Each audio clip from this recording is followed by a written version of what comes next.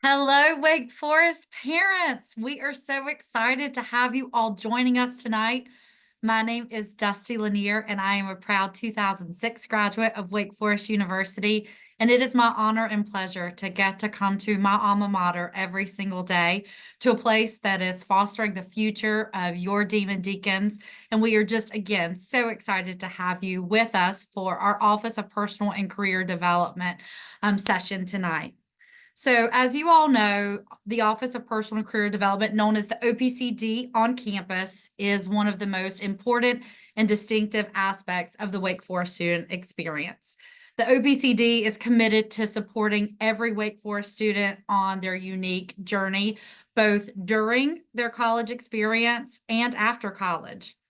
Over the past decade, our team's leaders, who you'll hear from tonight, have built one of the most innovative operations in higher ed. I think that that's true for a couple of reasons. They know the market, they know how students think and behave, but they also understand that helping you as parents through this process is essential. I think that it's so dynamic and innovative that they partner with University Advancement to bring sessions like we're having tonight to you, to engage families like yours, not only in how you can support your student through this experience, but how you can support students across campus as they move from college to career. The things that you'll hear about tonight have only been made possible through the investments of alumni and parents just like you. And I think that that return on investment is evident. Over the last decade, over 96% of each graduating class has been gainfully employed or enrolled in a graduate program within 6 months of graduation. I hope that that gives you parents some relief to know that your students are on the right path, and to know that whether your student is in the undergraduate college or in the business schools, that those outcomes are practically the same. A lot of that innovation is due to the leadership who I have the honor of introducing, Andy Chan. Andy is our Vice President of the Office of Personal and Career Development. He's going to kick off this session. Andy came to Wake Forest nearly 15 years ago. I can't believe that, Andy, from Stanford, who, we knocked their socks off last weekend. So I'm really excited that we have Andy on the Wake Forest team. He was with their graduate, ran their career office at the graduate school. He's also been involved in technology startups, and he's really had his fingertips on so many innovations across Wake Forest campus, from our Center for Entrepreneurship, our Alumni Office of Personal and Career Development, our Mentoring Resource Center, our School for Professional Studies, our pre-college programs, and the list goes on and on. But thank you so much for being here tonight. And Andy, without further ado. Dusty, thanks for that warm welcome. And yes, go Deeks. What a great win this weekend. And it sort of bodes well for our future, not only in our sports, but actually even in the workplace. And I'm going to talk a little bit about that today with one of my senior leaders, Heidi Robinson, which we'll introduce later. And then also we'll have some students who will share some of their experiences working with our office and making the most of their experience at Wake Forest, and then try to answer some of your questions.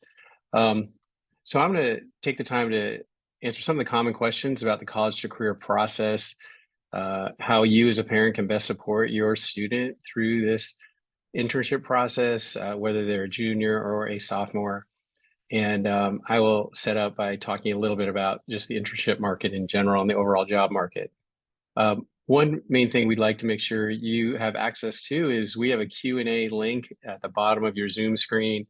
If you have a question you'd like to ask, we will do our best to answer it, either live in our discussions or through our team in the background who will be answering them and providing links to lots of different things that are resources we might mention that you might want to look at yourself, or that you might want to pass on to your student.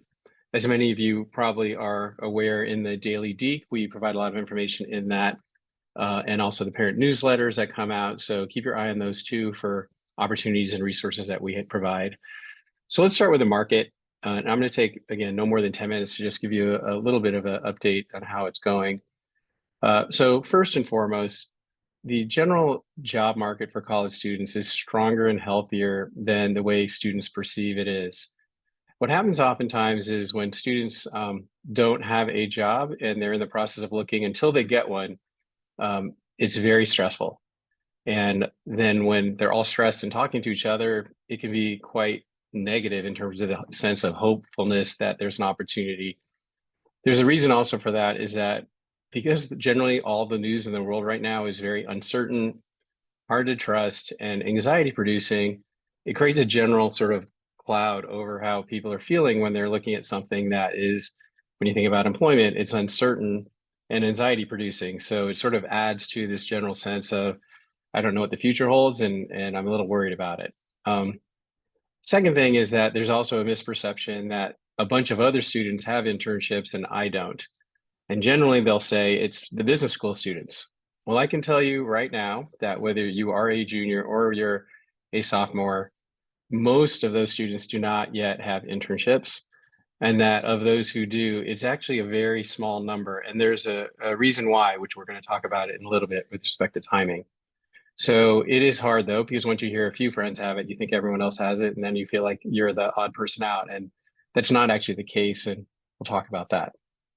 The third reason that it's also stressful and it looks like the market's not very good is that because it takes a time and effort to apply for jobs, to actually do interviews, and then when the interviews don't work out as they'd hoped, or they don't get word back from the recruiters, it can get really discouraging, and it can make one feel like, wow, the market is really not good, and no one wants me, or maybe the OPCD is not doing the right stuff, or maybe what I've chosen as a major is the problem. When in fact, actually, it is just hard to get a job or internship. It's super competitive when students are all applying for the same things, and the employers only want to hire just a small number of people. So the odds actually, in a lot of cases, of getting employment at most of these top companies is much, much smaller than the odds were to get into college. In fact, in some cases, it's actually as good as like winning the lottery in some cases. And so that's what's challenging, is that you have to actually play the numbers game. So on the other side, why is it actually, why do we have information that says it's actually better than you might think?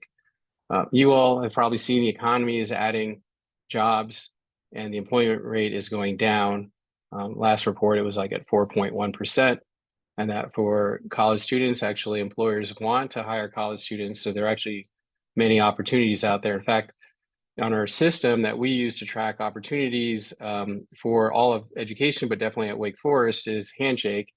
And on that system, since July, the beginning of our sort of academic season till now, there have been over 123,000 opportunities in that system.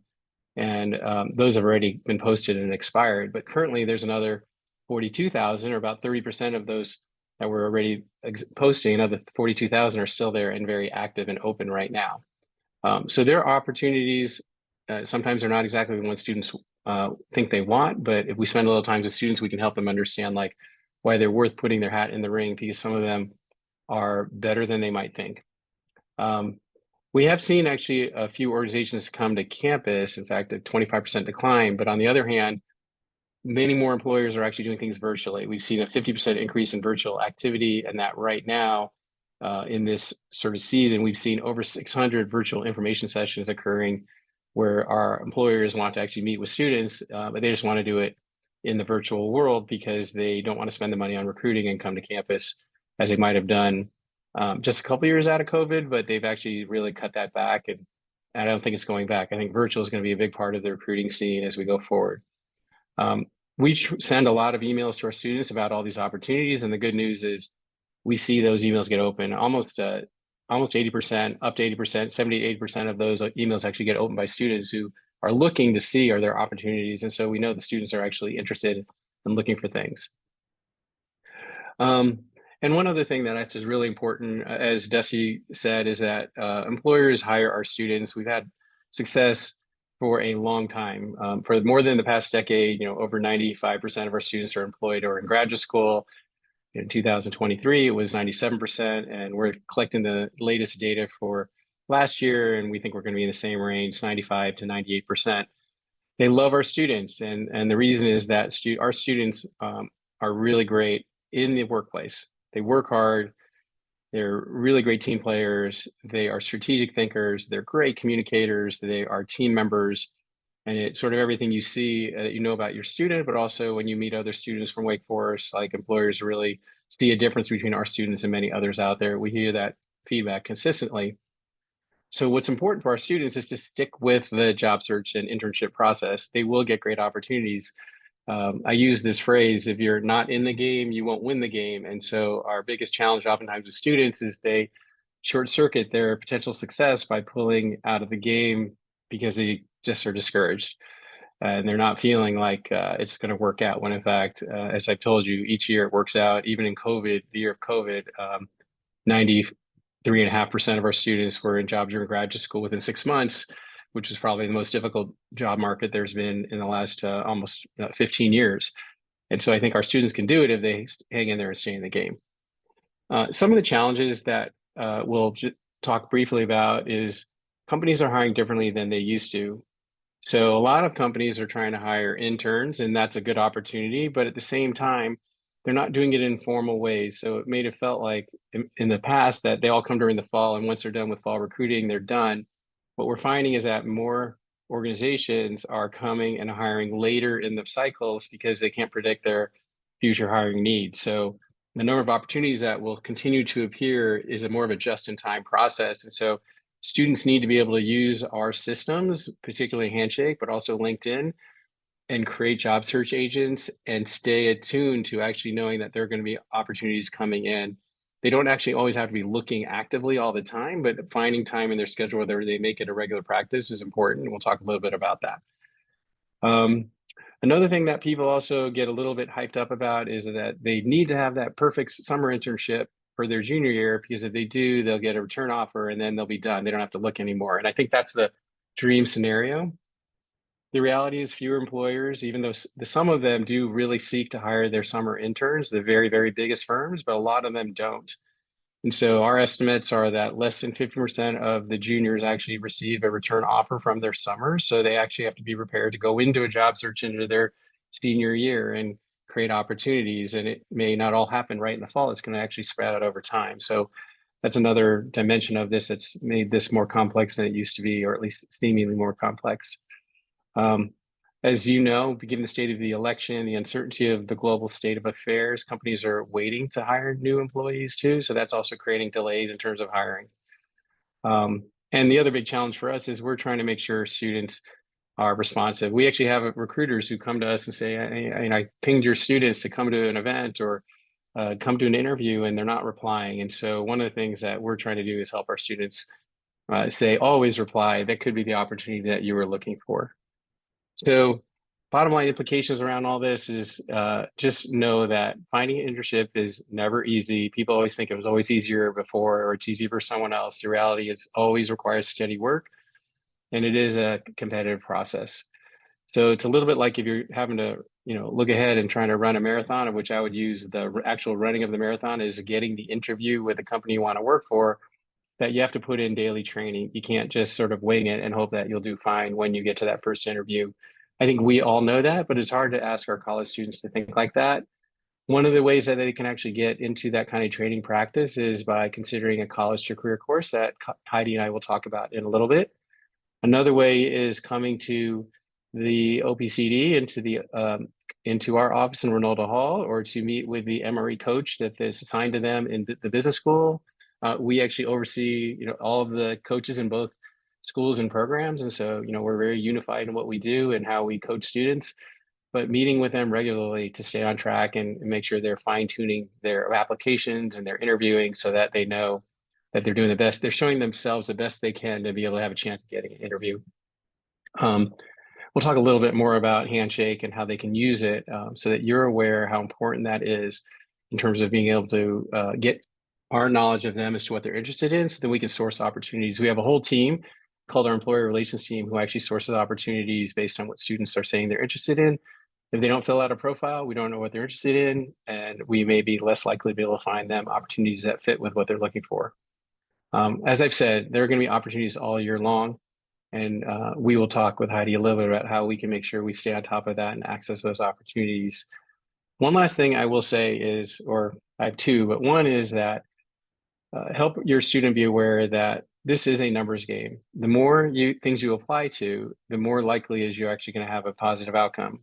If you're too picky and too selective, it may not work at all. Actually, you might feel like there is nothing because I didn't apply to enough things. So We use a general ratio of 50 applications to get 10 interviews to get one offer.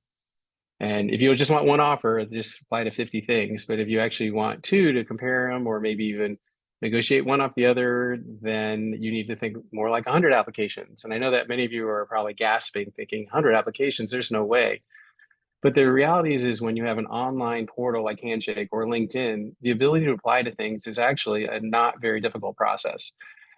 It's way easier than what we had to do. Yes, you have to do a little customizing, but it is pretty straightforward. And actually, again, with some help of a coach, a little bit of ChatGPT or other AI assistants, you can actually do that very, very quickly. So just know the numbers really matter. The quantity drive the quality. Finally, if you happen to work in an organization that hires students, whether it be full-time or intern, please do contact us. We are always interested in helping our students work at great places, and parents have been some of the best sources for great opportunities. So I think Patrick will put a link into the chat with our employer relations team if you have the opportunity and ability to hire anytime this year. So with all that as a setup, I'd like to invite Heidi Robinson. Heidi and I have worked together for over a decade at Wake Forest. She is the creator of our college career courses. She teaches in those courses. She trains other teachers to teach in those courses. She oversees all of our coaches in the OPCD. She is honestly one of the most innovative thinkers about how to engage students and help students navigate this very challenging process. And she does it with a huge, huge heart. So Heidi, I'm glad to welcome you here and to see you tonight and have you give some advice to our parents. I'd like to let you welcome them yourself first, too. Thank you, Andy. And thank you to all of the parents who are here with us tonight. We love coaching your students and watching them find things that matter to them and getting to play a part in watching how they grow and what they do with the things that they're learning here at Wake Forest. And we're grateful to you for sending them our direction. And Andy, I'm excited to talk about internships and the opportunities that our students are pursuing and how they're doing that. That is great. There are so many things that we can talk about when we think about this overall process. Probably the first question is just in general, like what is the kind of framing or advice you give to students, whether it be in your class or just meeting them in a coaching session to help them in general chart the process and take action? Because I know a lot of them either feel like they're behind or they feel like they're majoring something that's not going to result in a good outcome. Like there's a lot of fear oftentimes, and maybe you can talk a little bit about like where are students' mindsets, and then how do you help them move to a more positive place? I love that question. I think what can happen for students when they get to a space that you were just describing, where they're worried or afraid or beginning to feel like they are not enough, sometimes students get stuck. And I would say that the biggest thing is go ahead and have the smallest step forward, create some positive momentum. And that can come through being in our office. It can come through talking to one of our peer advisors. It can be in a classroom. It can be a space in one of their Greek organizations or student organizations where a coach comes in to help. It could be just coming to a drop-in appointment for 15 minutes. Any of these things create a positive forward motion that becomes a virtuous cycle and becomes something where students gain confidence and they begin to move forward. As it pertains to internships, I would say I want students to think not about the I word, internship. I want them to think about the E word. I want it to be great experience. Some of the greatest internships, quote unquote, that students have are not even at companies that have a formal internship program. The thing that employers want are skills and experience. And so for students, what we're looking for is this idea to think broadly. It doesn't have to be the big name company. It doesn't have to be what is perceived by others or perhaps their peers as the perfect opportunity. What it has to be is a great opportunity to grow. So we want students to think broadly in the sense that they start to think about the kinds of skills that they want to develop, they want to use, and they want to go ahead and pitch, so to speak, to any of the organizations that they know or places and spaces where they know they can get some of these opportunities. I would say one of the things that is very helpful for students is to be clear about a couple of their overarching goals. So to think, where do I want to be? What kinds of skills am I using that energize me and I want to grow? Where are the places where I can use multiple skills? And there might even be an opportunity for me to play multiple roles. So one of the things that I think can be helpful is to think beyond, I want a marketing internship, and think that only happens at a marketing agency, because we know that marketing happens everywhere, from a nonprofit to goodness, all sorts of different industries across the board. And that's what employers want. They want experience. And so that's the thing I would look for, great experience. And then I would say, start having conversations. One of the tools that I love and I love using with students is something that we call an ally map. And what it's really doing is activating this idea that no one has to do this process by themselves. And in fact, there are circles of people from here on campus to folks that are in their hometowns. And beyond that, our Wake Forest alumni network really want to be a part of their success. And so starting to have informational conversations to go ahead and say, I'm trying to find experience in something that they're curious about. Those are door openers, and it reminds students about the universality of this particular process. Everyone starts out needing to find experience. And it's sometimes surprising for students to know just how many people want to help them. So allies. And then finally, good gracious, we have so many resources on campus and here in the OPCD. And the thing that always makes my heart go is when a student says, oh my goodness, that was the best kept secret. And I think, no, it is not a secret, and tell the others, because we have so many LinkedIn groups that are just for Wake Forest students, where they can connect with our alumni, where they can connect with people that call themselves career connectors.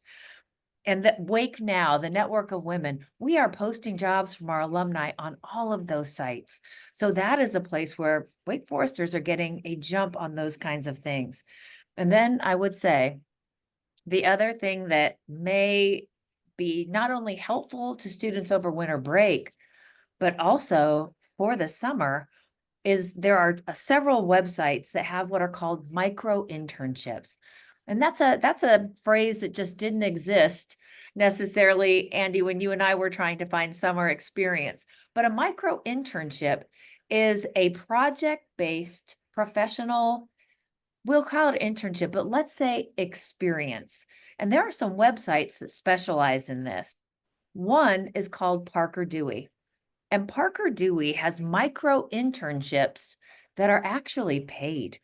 Students apply and the projects are time bound. It might be 5 hours, it might be 15, and they can apply to do marketing for a startup. There might be nonprofits that need help with a particular website update. And students get great experience, and sometimes those go beyond the project, and employers love our students. And so often they'll extend that project. The other is Catch a Fire, speaking of nonprofits. And that is a space where a lot of different associations, nonprofits all across the country post opportunities that they need help with. They're unpaid, but a student can select by the kinds of things that matter to them. We've had some students who have wanted to do work around conservation, and there are nonprofits doing that work who need help. The third place that I would think of as a real gem for our students and something that they love is called Forage. And Forage also has professional experience posted by name brand companies from Peloton to Bank of America and Accenture. And students can go on and do a project for one of these companies. Again, time bound. The company goes ahead and offers different learning modules so students can go ahead and know the skills that they might need for that company. And once they finish this project, that may be 1 to 2 hours, Forage promises that a company representative will review the project and we'll give that student feedback and create a file, a professional file for that student in case they apply again. That was a long answer, Andy, but I just can't help but want to be sure that parents know all of these different resources so they can share them with their students. One of the things I really think you've educated me on that I really agree with is when students are looking to do something, for example, in the upcoming summer, not to necessarily say, I'm looking for an internship, because like you said, some employers, they're not as well organized to say, I have formal internships. They might have projects or they might have just work that actually could be considered an internship, but they don't call it that because in their minds, they might think, well, if you want to go work at a company that's 10 times my size, they have formal internships. I don't have a formal internship. So just by saying the word, the first thing a person might answer is, no, I don't have anything like that. And then I think the other thing is getting comfortable with the idea that you can have experiences because when you introduce that idea, then even for the student, it's like, I actually want to get a variety of different kinds of experiences because I want to learn. I'm trying to learn, what do I like? What don't I like? And that I will take those experiences and then reflect and figure out, okay, do I want to do more of this?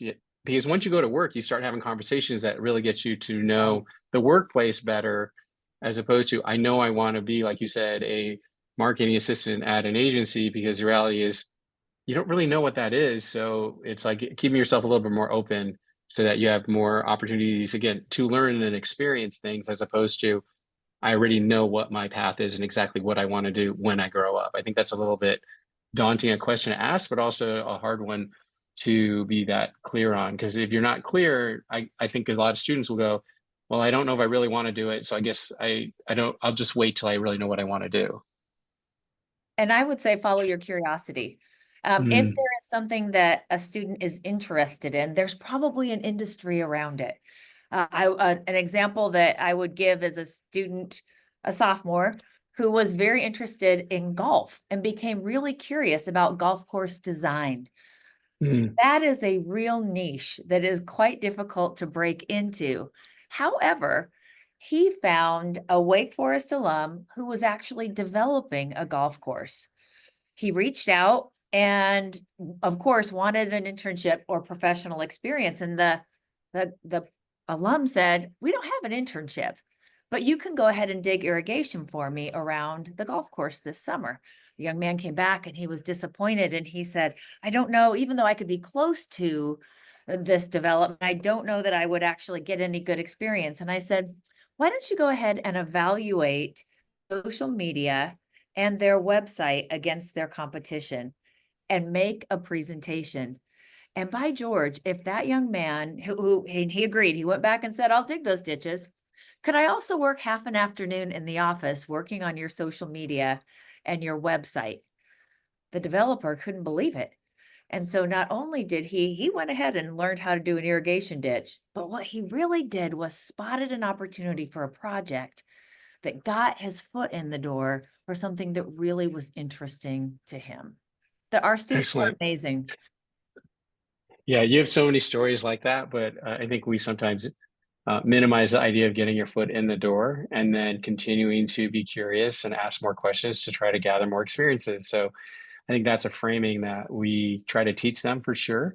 And maybe going into the teaching mode, let's talk a little bit about what are the career courses? How does a student like find them and consider enrolling them, and what the benefits, are from taking a course as opposed to just trying to do it all by yourself? I think this is a great time to be talking about this because registration is coming. I've been meeting with my lower division advisees. In fact, I'm doing a lot of those meetings today. The courses are actually based in the Department of Education. That's where my faculty appointment is, and that's where the courses are based. So students often refer to them as the EDU courses because that's the prefix on the front of the course numbers. There are a series of courses, all 1.5 credits, so half semester, and all designed around what we call the Ready 7, which is our model for career development exclusively. We built it here at Wake Forest for Wake Forest students. the magic of having students take a college to career class is that it actually creates space in their schedule that elevates this process alongside the other things that they also have on their very busy calendars. It creates an opportunity for students to be in a classroom and realize some of the things we talked about earlier, that they don't have to do this by themselves, that all Wake Forest students are trying to find the experience that matters to them and be a great candidate competing with students from all sorts of other campuses. And students end up getting credit and creating real traction at the same time in building their resume and learning how to develop professional relationships, what you and I grew up calling networking. So I think the real gift of the courses is that it's basically a student making a promise to themselves that they will go ahead and do these things in a classroom where things are scaffolded and organized, and they can do each week. They're going ahead and checking off different parts of asking the big questions about what matters to them, what's out there, and then going ahead and thinking about how they make themselves the best candidate. Thank you, Heidi. And yeah, definitely keep your eye out for those courses. One of the things that Dusty sort of referred to is that we were able to both sort of get these courses off the ground because we had a very philanthropic parent who actually said, I see the vision for this and I want to help support making it happen. And so, yeah, any of you out there who are able to support us in any way, it makes a difference to help us to innovate. So I want to ask one last question before I let you go talk to the students, and that um, is there's a lot of parents whose students who's junior and they're maybe abroad right now, and then there are a lot of parents who have sophomores who their students thinking they're going to travel overseas over the next year, but probably next fall.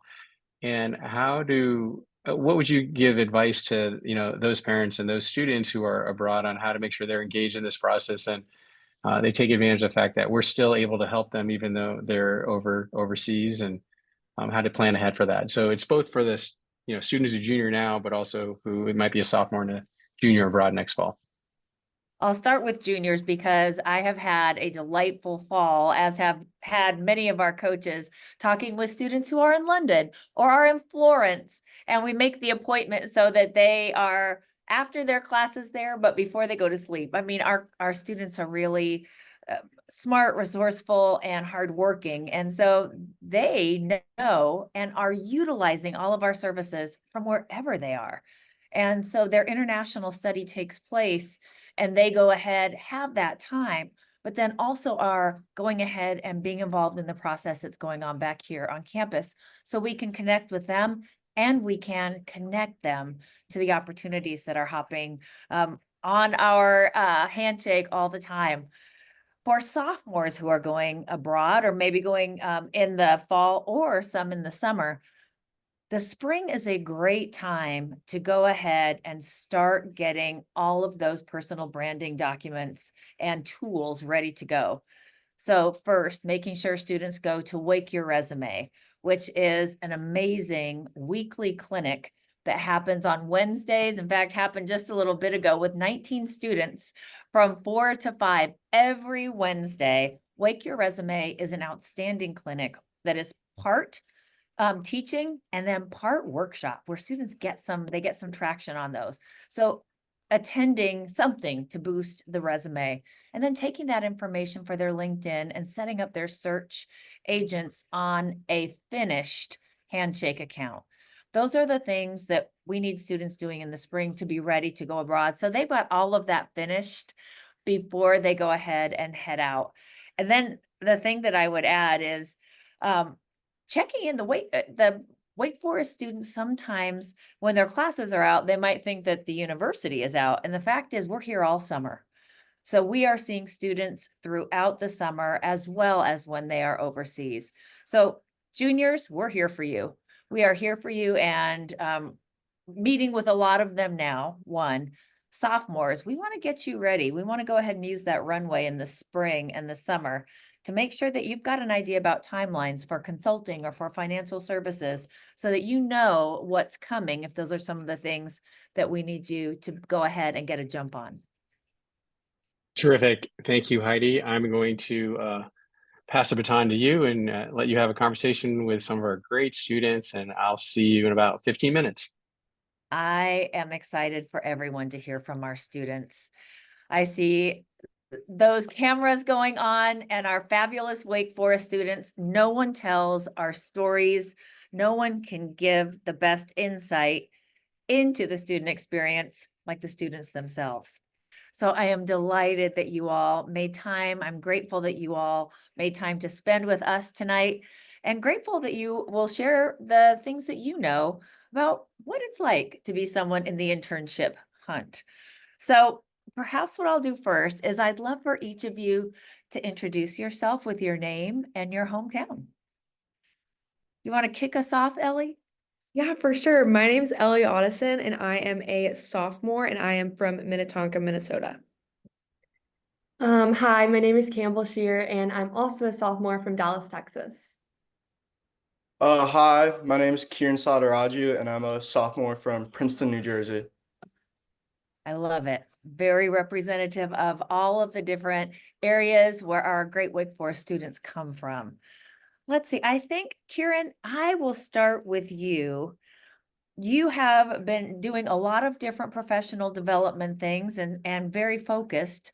I'm wondering, what is it like for a Wake Forest student who's in the internship search?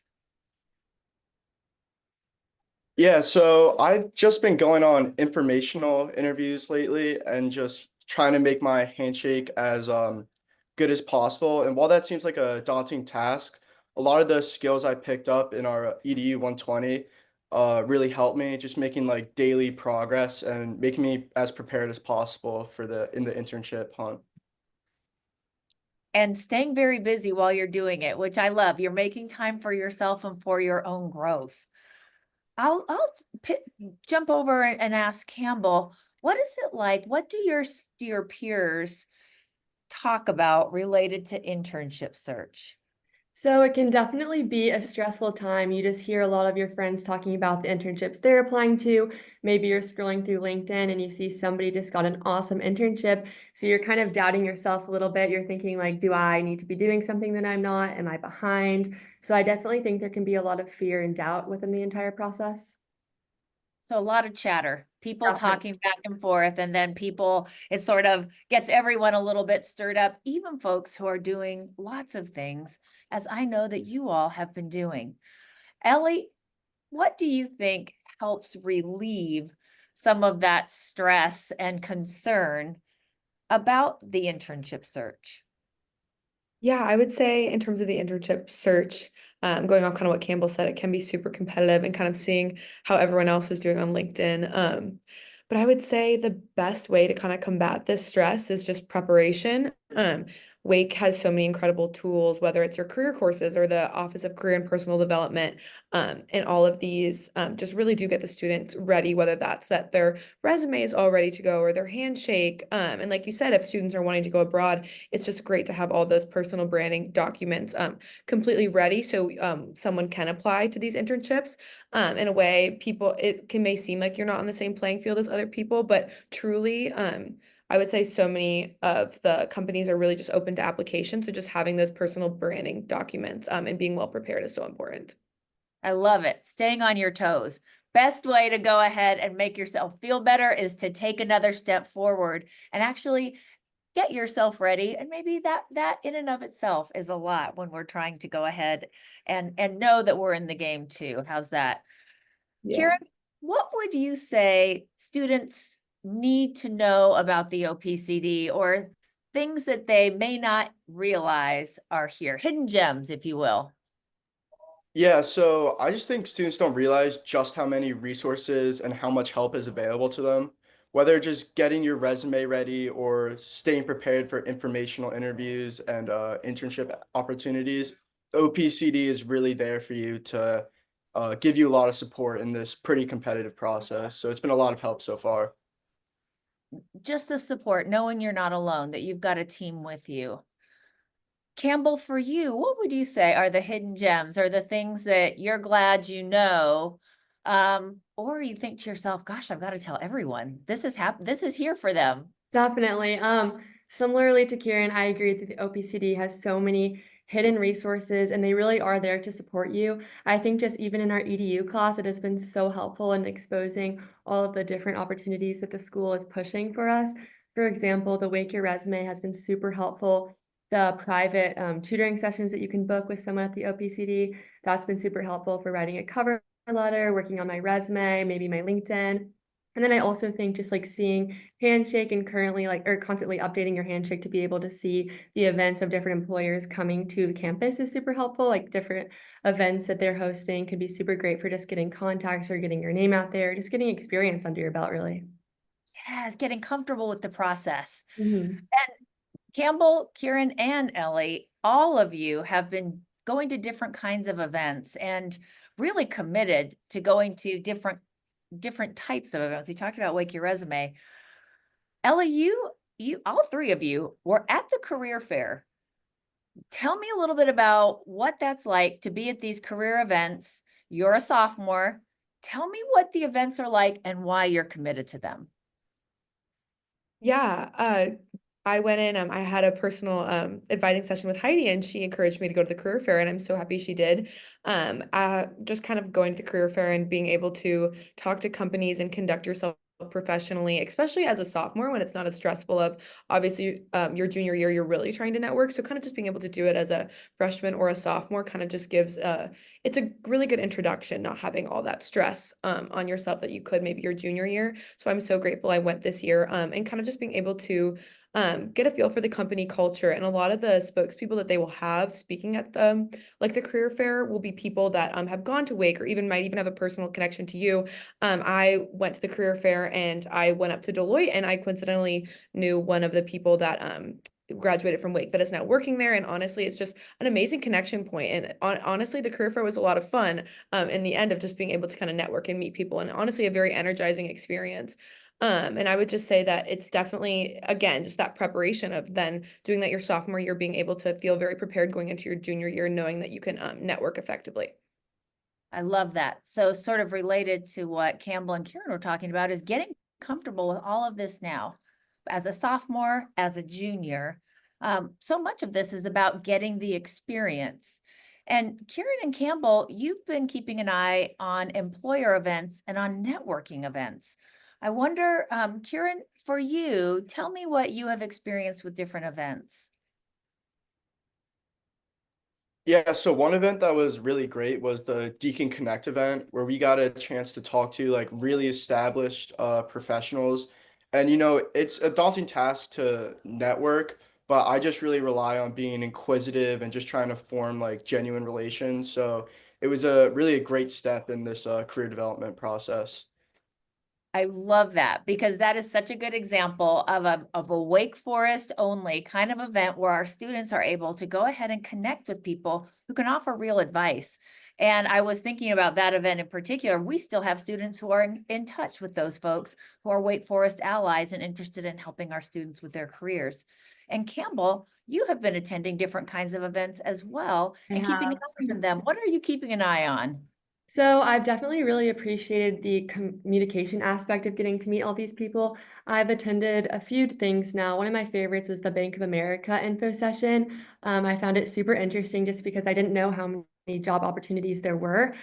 Similarly, how to at the career fair, there were so many different opportunities that I could have gotten involved in that I really had no idea even existed. So I would just say like getting your foot in the door and like learning about these opportunities is super beneficial as a sophomore, especially since I don't really know what industry I'm even trying to focus on right now.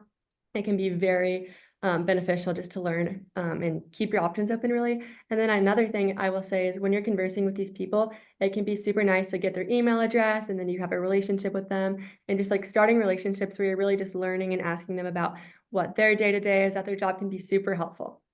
I love that. You all are pros. Listen to you. That's absolutely right. I have seen all three of you make these kinds of connections. We know how important it is to build relationship, and it's not scary once you get started. I can see all of you talking about this with confidence.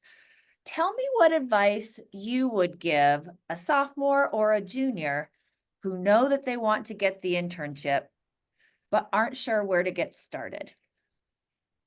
Let's see, Ellie, you want to kick us off?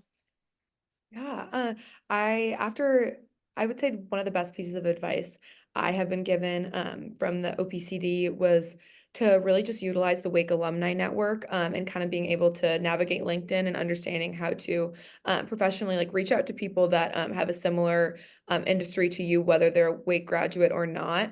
I would say that that has been something that if I could advise younger students or just other students looking for internships is to understand after you apply for that internship, finding a differentiator and having someone know your name within that company that they're able to kind of flag your application. That's such a important differentiator, and just being able to reach out professionally on LinkedIn, or if you're even able to get the email or some contact information.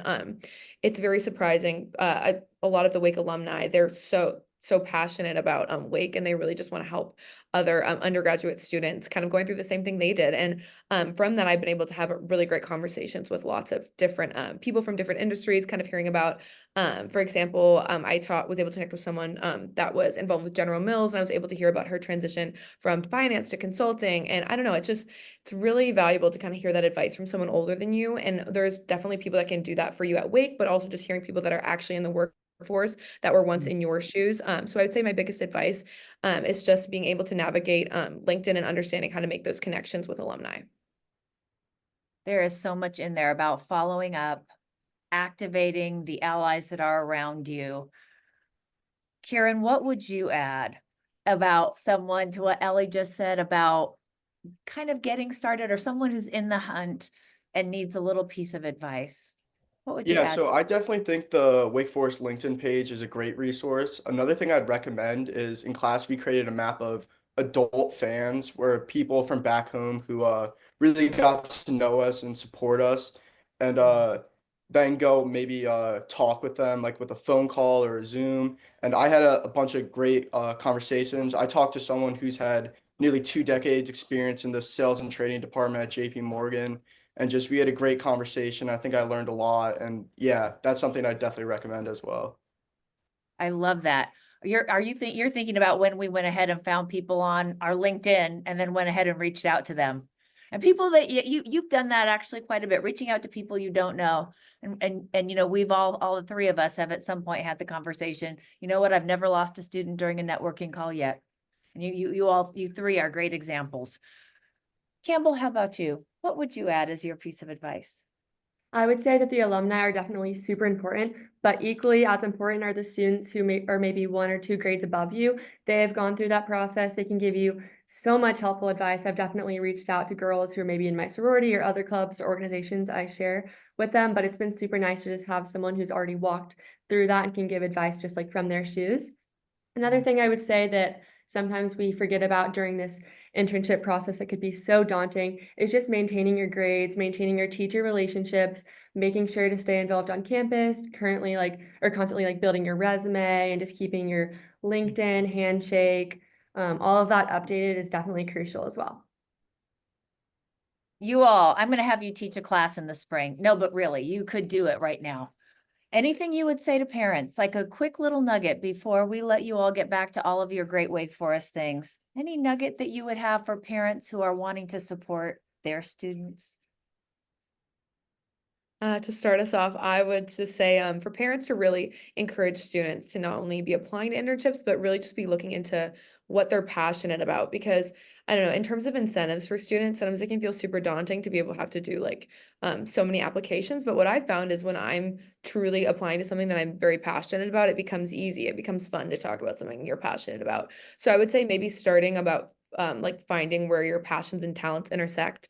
And I know that the OPCD has like a career like course, or they have like a career quiz where you're able to kind of like see where that might align, see potential courses. That's another really amazing resource. And maybe after finding those passions, that would be like a way for the student to be able to have more ease when they're completing or just even looking for internships that they might be interested in, to kind of just get their foot in the door. So maybe I would just say for parents to really encourage their students to find things that they're passionate about.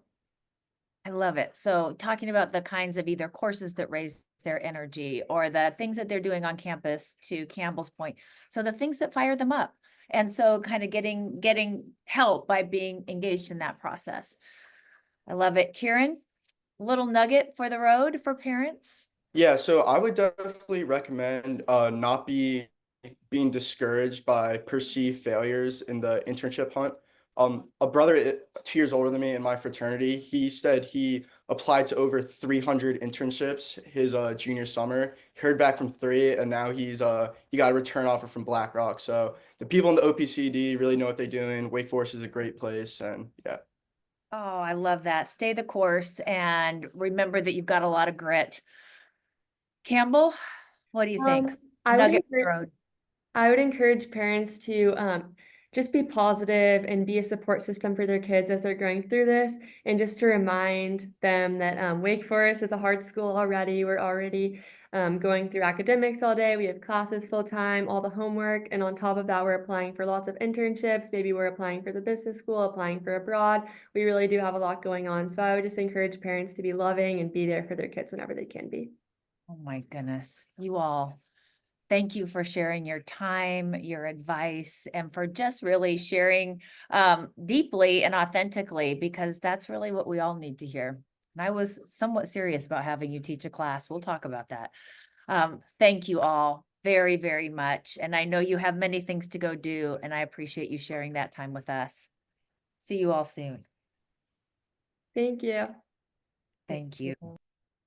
Thank you for having me. Ellie, Kieran, Campbell, you were awesome. Thank you so much. Great perspective, great experiences, great advice. We're here to support you, and we know you each have a unique journey, and it's going to be a good one. We're excited for each of you, and as Heidi said, we're excited for every parent out there and your children who are with us. We are here for them, and we want to be right beside them and help them through this process. So it's a tough one. It's not one where you just like do one thing and it just turns around. Like that's the answer. You have to work it and you have to be in it. And so I know it'll make us all stronger through the process, but it's a reality. It's tricky until you actually get it landed. Heidi, I was looking through some of the questions that people were asking, and one question that I want to ask you is in making an appointment, one of the things that people were asking is, my student majors in a particular thing and wants to know, do you have coaches who know a lot about, those specific areas, or, how do I know which coach to go to and things like that? Can you talk a little bit about our process, how we think about that, and how well it works? It works amazingly well, but I do think sometimes people feel like, oh, I can't really tell. Who do I see? Am I seeing the right person? All that kind of thing. I love that question. The most important thing about choosing your coach is first get started. Get started. And we have so many coaches who are helpful in our office, but also we have peer advisors. So students can really think first about for themselves, what is it that they want or need at this moment? So one thing I would say is, yes, we do have coaches. For example, Brian Mendenhall, he works with our STEM students, from engineering to our students who are pre-med and heading to graduate school. And he has also seen students who are English majors and are interested in getting their resume started. So yes, a specialist, and has helped so many students at this point from whichever space they are. I think of Shan Woolard, who has a specialty in the arts and an amazing graduate school preparation coach in terms of personal statements for all sorts of different graduate and professional schools. And she has also helped students who are in econ, who want to go ahead and pursue something in finance or banking. So yes, we do have folks who can help with those different things. And I would trust every one of our coaches to have a student come in and ask for help. And I'll tell you this, if a student came in and said, I need this kind of specific help, our coaches are confident enough to say, I can help you get started. Like, let's do this right now. And if there's someone who is a specialist, to pivot and get the help of that other coach and bring them into the loop. And the last thing I guess I would say is the reason we do it that way, every one of our coaches has a certain number of majors or disciplines that they are a liaison to. And we want to make sure, one of the reasons that we try to make it as easy as possible for students to make an appointment is that we really want to create access for as many students as we can to get them through the door and get them the support they need. So one of the other things I would add is that sometimes students don't know that Monday through Thursday from 1:30 to 4:30, students can drop in for a 15-minute appointment. It's first come, first served, and that is a wonderful way to get some direction, get some momentum. And for that student who's kind of on the fence about how they want to get started, sometimes that's just a good way to say, oh my goodness, this wasn't scary at all. This was actually great. And that helps them come back through the door for the next thing. That's great. It reminds me of how we use that phrase, get your foot in the door, like with an employer. Yes. Get your foot in the door with a networking contact, get your foot in the door with the OPCD. Like the reality is you may not be exactly sure exactly what you're looking for or what the conversation should be, but if you get your foot in the door, we can assure you there's someone on the other side who actually wants to get to know you and help you and ask you a few questions to figure out whether they can help you right then or whether they can refer you to another person. I do think that that's one of the things a lot of college students feel like they have to have it all figured out before they get their foot in the door. And we just want them to take a step in. And like you said, 15 minutes, not a lot of time on their busy schedule is a good way to just get started. And I would add, Andy, to everything you just said by saying that students can go to different coaches. You don't have to stay with the one coach that you start with. If you came in for a first year for just kind of like an update on your first college resume, you may want to sample another coach. Find your fit. Right. That is really the most important thing in a coaching relationship, is to find a fit with someone that you click with and keep sampling. That doesn't hurt our feelings. We want students to get help, not necessarily to feel like they're ever tied in to one particular kind of support. That's great. Do you have a final thought or word you want to give to the parents before we sign off this evening? I do. The thing that students need to hear right now is actually related to what Kieran said, but also Campbell and Ellie touched on it as well, which is, you've got this, keep going. You've got this, keep going. Because it is hard. Rejection is a part of life, but boy, nobody ever enjoys it. And so to remind your student, if you didn't get that one, that there's another one that's waiting for you. And once you apply, former basketball player, shoot and follow your shot. Follow up with those companies. It's not that they don't want to get back in touch with you. Follow up with those organizations. They may just need to hear from you to know that you are really their person. That's awesome. Well, I'll give everyone just one last thought, which another parent gave to me, that he told to his daughter, ABC, any job, better job, career job. Said in the beginning, don't get too focused on this is the end. The first job is all that matters. We know that actually young people who are in school today may have anywhere from 20 to 30 jobs in their career. And that includes 3 of them, sophomore, junior, senior summers. And so you got to get on it and you start getting experiences. And so don't get sort of paralyzed by thinking it's got to be perfect in the beginning, and you'll learn and grow. And that the same is actually coming to our office. What you might have experienced your first year, where maybe it didn't work out or you didn't think it was that helpful. You're new, we're new. Every year we're adding new things, and it's an opportunity for you to come back and say, I'm in a different place now. I want to talk to you, and maybe you can help me out. And don't take whatever experience, if it wasn't so great the first time, to think, it'll be like that again. I think we can keep showing you like there are new doors open all the time, and we want to help you open them up. So with that, everyone, we just want to say thank you for spending time with us. Thank you for sharing your amazing children with us as part of our community at Wake Forest. We love working here. Our students are amazing. All of our colleagues and all our faculty are amazing, and it's a great community. We're doing everything we can to help your student navigate the future. And we just want to have them get their foot in the door and come see us. So we just want to say, go Deeks, and have a great evening. Go Deeks. I love it. Good night, everyone.